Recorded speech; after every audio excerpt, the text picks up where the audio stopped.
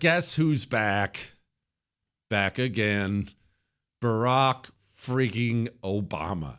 The guy, he's like a cousin, like your dirtball cousin who doesn't have a job. And every now and then he asks if he can stay with you for the weekend. Only it lasts more than a weekend. It's a week. And he eats all your Kraft Mac and he puts his feet on the couch. This is what Barack Obama has been to the body politic of the United States of America.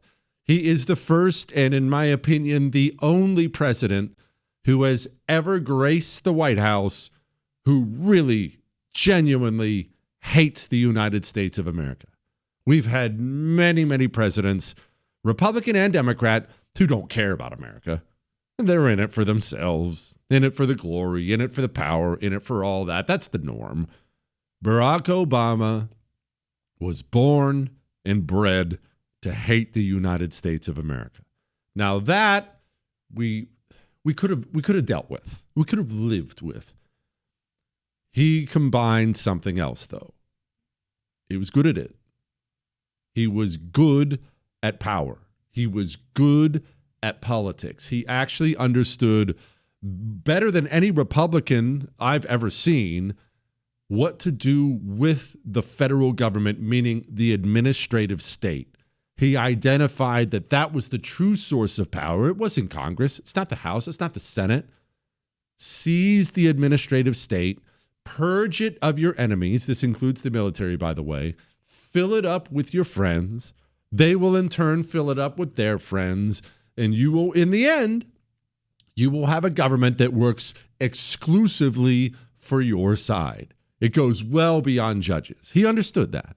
I mean, here's a headline. Obama, who purged the military, accuses Trump of the politicization. I can never say that word. Hey, Chris, do you struggle with that word? Probably. The politicization of the military. That's what Obama purged. That's what Obama said. Trump's doing it. Well, what's he saying?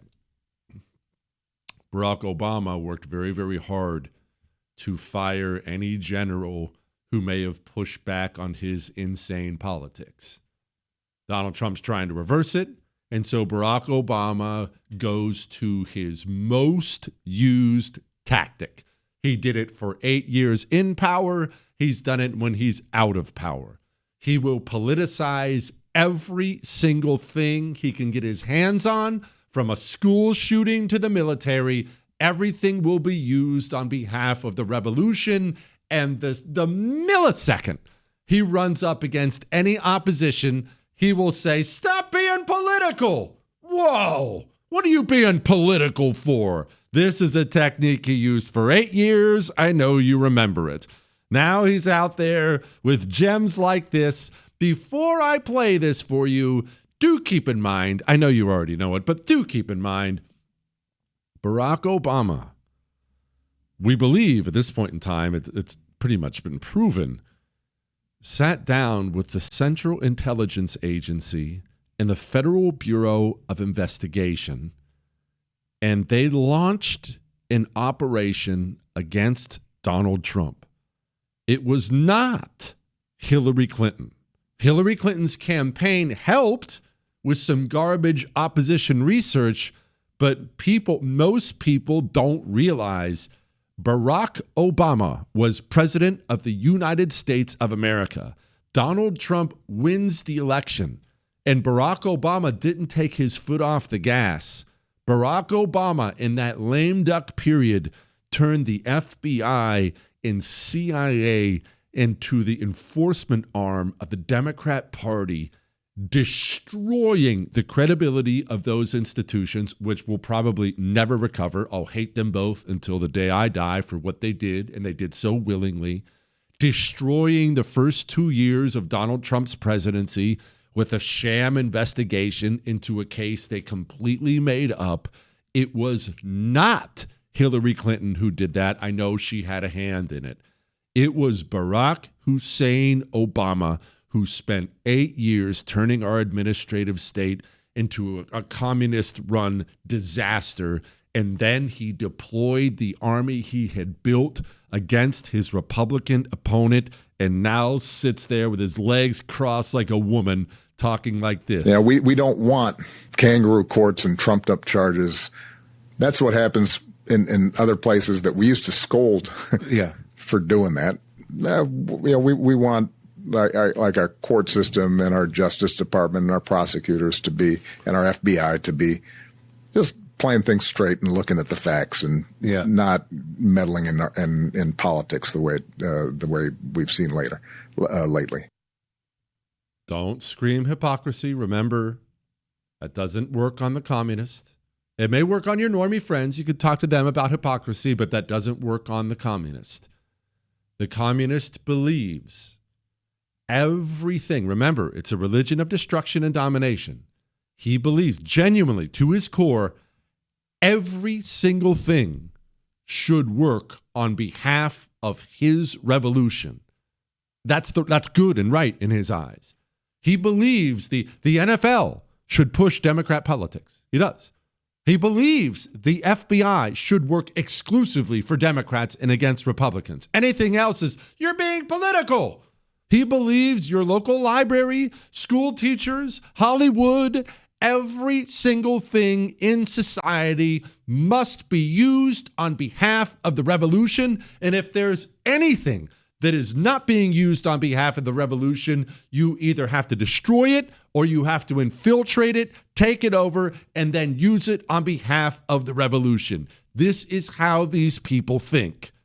You cannot reason with them. All they understand is fear and pain, which is why you have to arrest these government criminals, try them, and throw them in prison because they don't think they did anything wrong. John Brennan, former head of the Central Intelligence Agency, is a fairly open communist. For John Brennan, it would never occur to him not to use the CIA for the revolution. Well, what would be the point of even taking over the largest, most powerful spy agency in the country? Why would you even want it if you're not going to use it for the revolution? Remember this. Remember, these people have no love of country. There is no patriotism. The idea of America or protecting America or working on behalf of America, it never even, not for a split second does it cross their mind. All they think about is the revolution. Barack Obama went so far, a good call, Chris, as to take the IRS, of course, fill it up with communists, and then aim it squarely at his political opponents. And these aren't accusations for talk radio now. We know he did these things. So he can sit there with a straight face and say things like this. And it's not because he's a hypocrite. It's because he's a communist who believes everything should work exclusively for the revolution. Yeah, we don't want kangaroo courts and trumped up charges. That's what happens in other places that we used to scold for doing that. We want like our court system and our Justice Department and our prosecutors to be, and our FBI to be, just playing things straight and looking at the facts and not meddling in politics the way we've seen lately. That man wounded this country so deeply. Wounds we suffer from today. Wounds that will take you and me years to heal. That's what happens when you pick a tried and true communist, trained communist, and you put him in the White House. That's what happens.